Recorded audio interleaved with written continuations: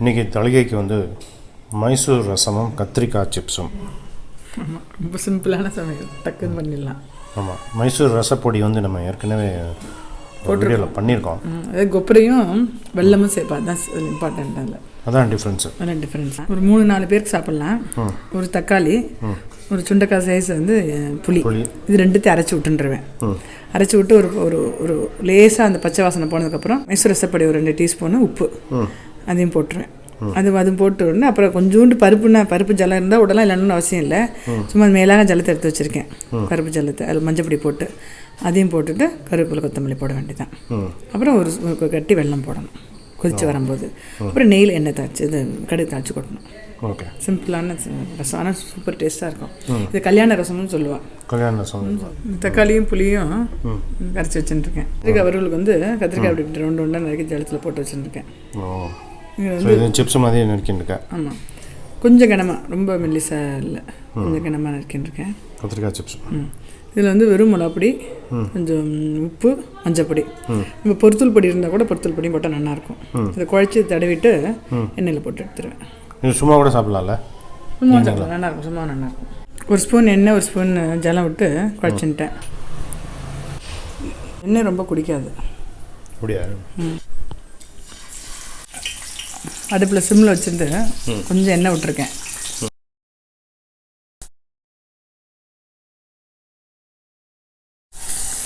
டக்குன்னு முடியுமே 2 பாத்திரத்தை வச்சுருக்கேன். அது பாட்டு ஆயிட்டு இருக்கட்டும். நான் என்ன கேட்கணும் உங்களை நினச்சேன்னா, இந்த பிரம்மாக்கும் விஷ்ணுக்கும் போட்டி வரணும்ல, இந்த கார்த்திகை தீபம் ஏன் வந்ததுன்றதுக்கு கதை இருக்குல்ல, அந்த கதையை விளக்கம் சொல்லுங்களேன். இன்றைக்கி புராண கதை உண்டு. அதாவது ஒரு நாள் வந்து விஷ்ணுக்கும் பிரம்மாவுக்கும் போட்டி வந்தான், யார் பெரியவன்னு.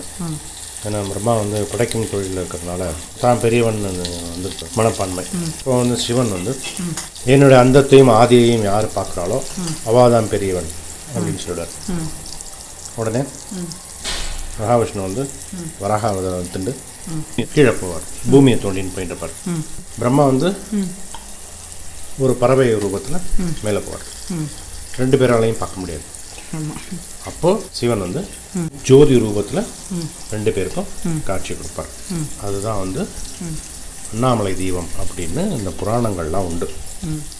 இந்த புராணம் உண்டு. திருவண்ணாமலை தீபம்னா இந்த கதை சொல்லுவாள். டிவி கமெண்ட்ரிலாம் பார்த்தோன்னு வச்சுக்கோ, இந்த கமெண்ட்ரி சொல்லுவாள். சொல்லிட்டு மறக்காமல் இன்னொன்று சொல்லுவாள், கூட்டம், மக்கள் கூட்டம், தலையா கடல் அலையா அப்படின்னு தெரியல, அவ்வளோ ஒரு கூட்டம். தலையா கடல் அலையா அப்படின்னு கேட்பா மறக்காம. இதுதான் கமெண்ட்ரியில் இருக்கும். ஆனால் இந்த கதையை பின்னால், இந்த கதைக்கு பின்னால் என்ன அர்த்தம், அது என்ன, எதனால இந்த கதை வந்தது அப்படிங்கிறதுலாம் வராது. நம்ம இதை வந்து அது அர்த்தத்தை வந்து பார்த்துப்போம்.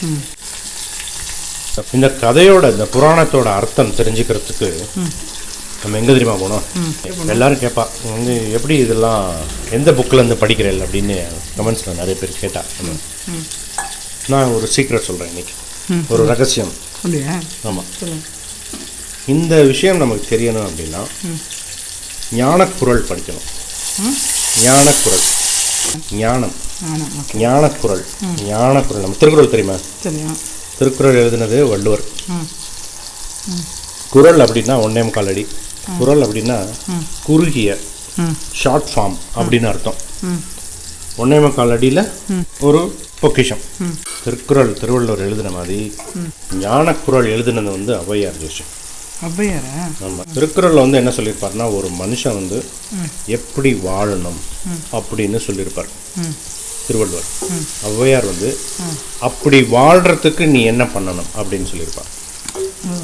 அதாவது திருக்குறள் வந்து ஒரு லைஃபுக்கு சிலபஸ், இந்த ஞானக்குறள் வந்து சிலபஸுக்கு கோனார் நோட்ஸ். கோனார் நோட்ஸ் மாதிரி நிறைய பேருக்கு இந்த ஞானக்குறள்னு ஒரு இருக்குன்னே தெரியாது. ஔவையார் எழுதினது.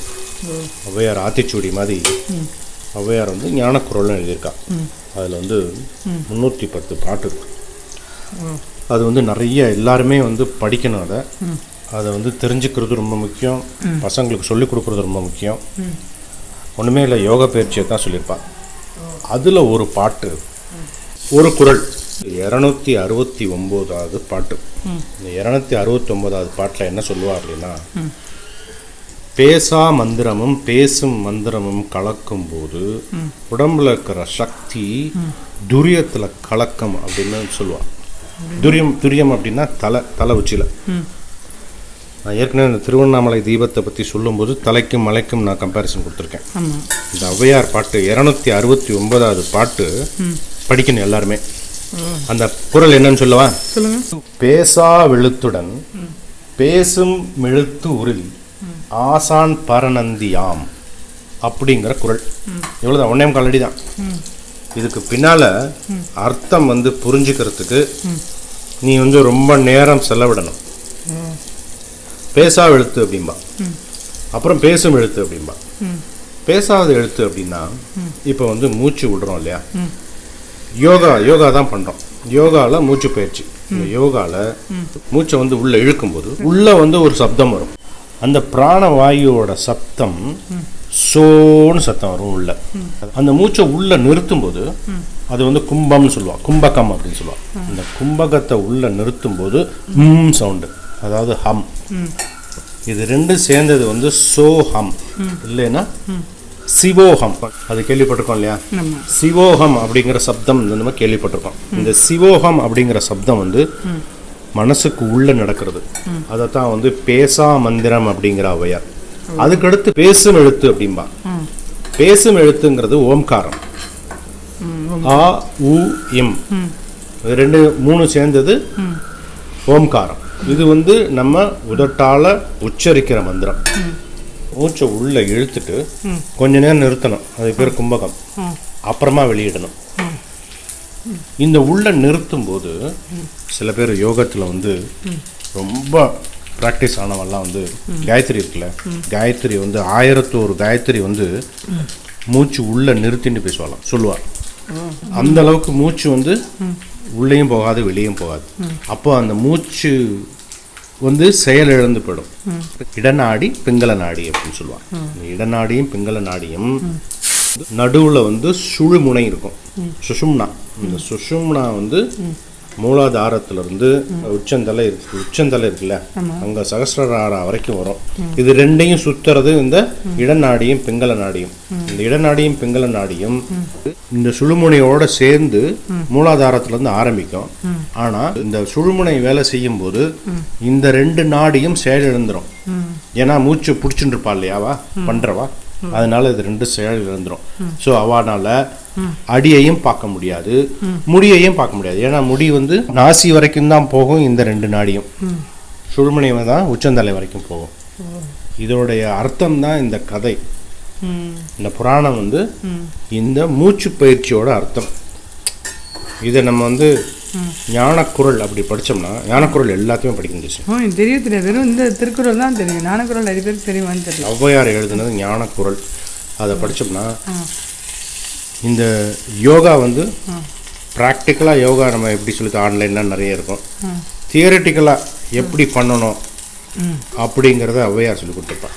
ஞானக்குறள் அப்படின்னு இதை புரிஞ்சுட்டோன்னு வச்சுக்கோ. இந்த குறளை படித்தோம் அப்படின்னா இந்த புராணத்துக்கான விளக்கம் கிடைச்சிடும். இப்படி எவ்வளோ இருக்குல்ல, எவ்வளோ நம்ம உங்கள் தமிழ் டீச்சருக்கு நிறைய தேங்க்ஸ் சொல்லணும்ப்பா. எப்படி எழுதிட்டு ஆனால் இதெல்லாம் போயின்னு இருக்கேன். உங்களுக்கும் அந்த இன்ட்ரெஸ்ட் இருக்கு அதில் இல்லையா? ஆமாம்.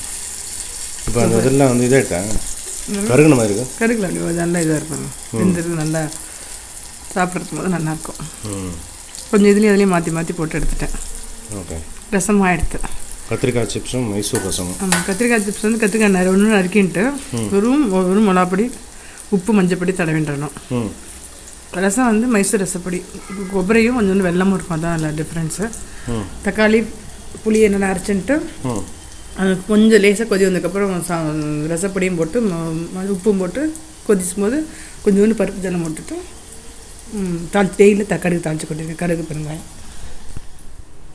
இந்த மைசூர் ரச பொடி நம்ம ஏற்கனவே தனியாக ஒரு வீடியோவில் பண்ணியிருக்கோம் இல்லையா? அது டிஸ்கிரிப்ஷன் பாக்ஸில் கொடுக்குறேன் அந்த லிங்க். கொடுங்க. மைசூர் ரசமும் கத்திரிக்காய் சிப்ஸும் ரெடி. சூப்பராக இருக்கும் ரசம் சூப்பராக இருக்கும். நல்லாயிருக்கு. அது மாதிரி வறுவலும் நல்லா வெந்துண்டு நல்லா சாப்பிட்றதுக்கு சிப்ஸ் வேறு நல்லாயிருக்கும். Thanks Sri. Your awesome. Thank you.